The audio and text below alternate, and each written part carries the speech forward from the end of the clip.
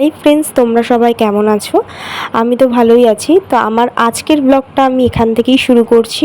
সকালবেলা ঘুম থেকে উঠেই সব কাজকর্ম করে নিয়েছি। এখানে হচ্ছে আমার বরমশাই বাজার নিয়ে চলে এসেছে, তো আমি মাছগুলোকে ধুয়ে রেখে দিচ্ছি, কারণ এই এত মাছ আমরা দুজনে খেয়ে উঠতে পারবো না একদিনে।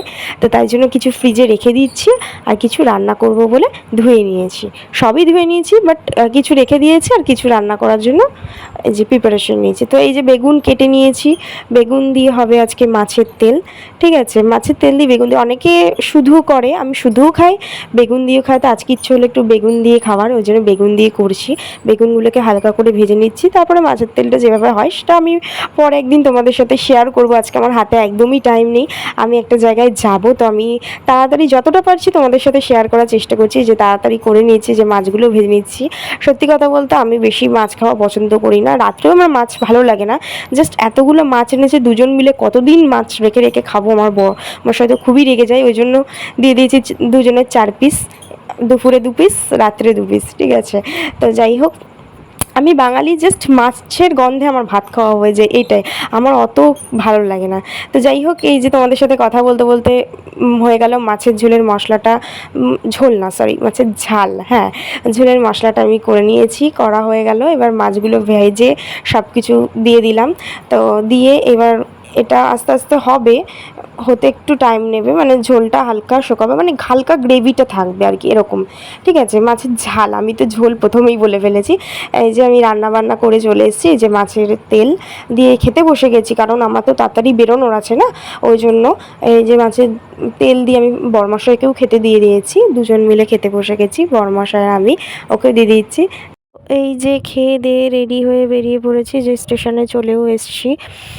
আমার সব কিছু টাইম টু টাইমই ছিল, সেরকম খুব একটা লেট হয়নি। লেট হয়নি বলতে কি, মেকআপের বুকিং থাকলে ওদের হলদি মেকআপের রিচুয়ালস হতেই হয়ে যায়। তাই দেখো আমি আবার উঠে গেছি, আবার এই ব্যাক করে এসে বর্মশাইকে টাটা করছি। তো যাই হোক, ট্রেন ঢুকে গেছে, আমি চলেও আসলাম স্টেশনে।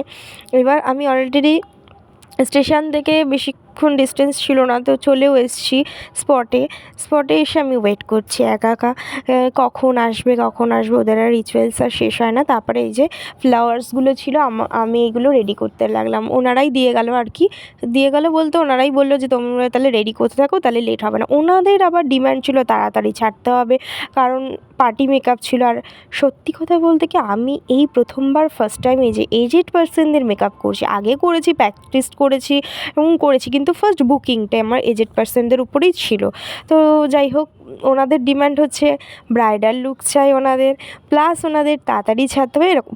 আমি আশা করি যে প্রত্যেক মেকআপ আর্টিস্টদের কাছে এরকম একটা ডিমান্ড থাকে সবারই, যে তাড়াতাড়ি ছাড়ার জন্য মেকআপটা ভালো হবে, মানে ভালো বলতে কি, ব্রাইডাল পার্টি মেকআপের বুকিং করবে, বাট ব্রাইডাল তো যাই হোক, এইসব কথা তোমাদের সাথে পরে একটা অন্য ব্লগে শেয়ার করবো আমার এক্সপিরিয়েন্স। তো যাই হোক, এনাদের মেকআপ করতে গেলে, মানে এজেড পার্সনদের মেকআপ করতে গেলে প্রচুর পেশেন্স রাখে। তো আমি মেকআপ করছি, আমার থেকেও ওনাদের এটা দিতে হবে ওটা দিতে হবে, মানে ওনারা ভাবে, ওই দেখো আমাকে বলছে।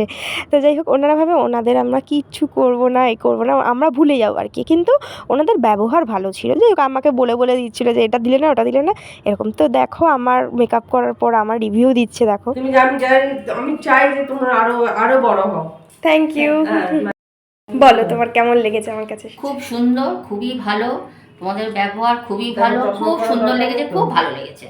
Thank you. সব কিছু কমপ্লিট করে এবার বেরিয়ে পড়লাম, বাড়ি যাওয়ার দিকে রওনা দিলাম। তো ওনাদের খুবই পছন্দ হয়েছে আমাকে, আর ওনাদের এত পছন্দ হয়েছে যে ওনারা সবাইকেই বলে বেড়াচ্ছে আমার কন্ট্যাক্ট নাম্বার, ওই দিন ওনাদের স্পেশাল ডে, তাও আমার কন্ট্যাক্ট নাম্বার সবাইকে দিয়ে বেড়াচ্ছে, এরকম একটা ব্যাপার। তো দেখো, প্রচুর জ্যাম রাস্তায়, তো অনেকটাই লেট হয়ে যাবে আর কি আমার বাড়ি যেতে। তারপরে হচ্ছে আমি মানে সত্যি কথা বলতে কি, আমার এই মেকআপের প্রফেশনে আসার পর থেকে না, আমার কাছে এই কথাগুলোই আমার কাছে মানে সব থেকে বেশি ভালো লাগে। ঠিক আছে, যে ওনাদের পছন্দ হয়েছে আমার কাজ, এটা শুনলেই আমি শান্তি, ব্যাস আর কোনো কিছুর প্রয়োজনই হয় না। তো যাই হোক, আমি এবার ব্লগটা এখানেই শেষ করছি। তো আমার ব্লগটা যদি তোমাদের ভালো লেগে থাকে, তোমরা একটু লাইক, কমেন্ট, শেয়ার করে দিও, এবং পারলে একটু সাবস্ক্রাইব করে দিও। Tata, bye, good night.